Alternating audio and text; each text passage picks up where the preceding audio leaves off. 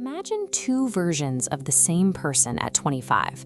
They have the exact same IQ, the same university degree, and the same towering ambition. Fast forward 30 years. Version 1 wakes up energized, thinks clearly, and runs a successful career.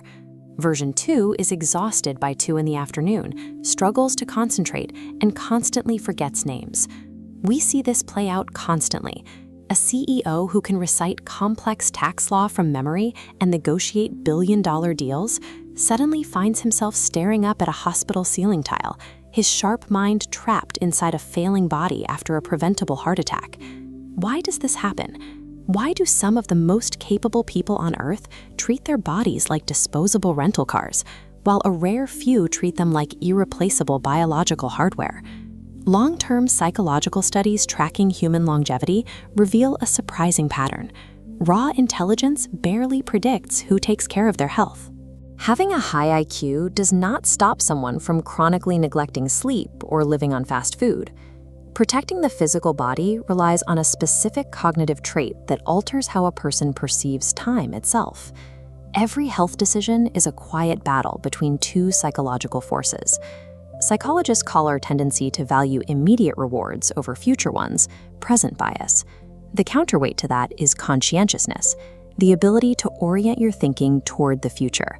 When an average mind encounters a temptation, like staying up until 2 in the morning to watch another episode, or eating a donut for breakfast, it interprets that choice as a pure, consequence-free reward for the current moment. Future you feels like a complete stranger.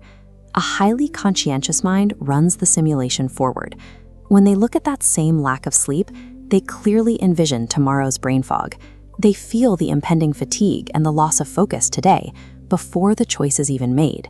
People who consistently make healthy choices are rarely forcing themselves through brute willpower. They are simply using a cognitive strategy where they treat their future self as a real, living person who will inherit the consequences of today's actions. What society constantly labels as extreme discipline or restrictive dieting is actually human imagination functioning correctly to outweigh temporary comfort. This psychological battle is rooted in physical wiring. Behind your forehead sits the prefrontal cortex. Think of it as your internal CEO. It plans, weighs consequences, and resists impulse. Deep inside the center lies the amygdala. It is an older, faster alarm system that only understands immediate survival, panic, and instant gratification. The prefrontal cortex can only successfully veto the amygdala's impulses when it is fully maintained. That means it requires 8 hours of deep sleep, low circulating cortisol levels, and consistent blood flow from physical movement to function properly. These MRI cross-sections of the human brain reveal a stark reality. Prolonged stress and sleep deprivation leave microscopic waste products behind, physically altering the living tissue and deteriorating critical memory and learning centers over time. This creates a fascinating biological loop.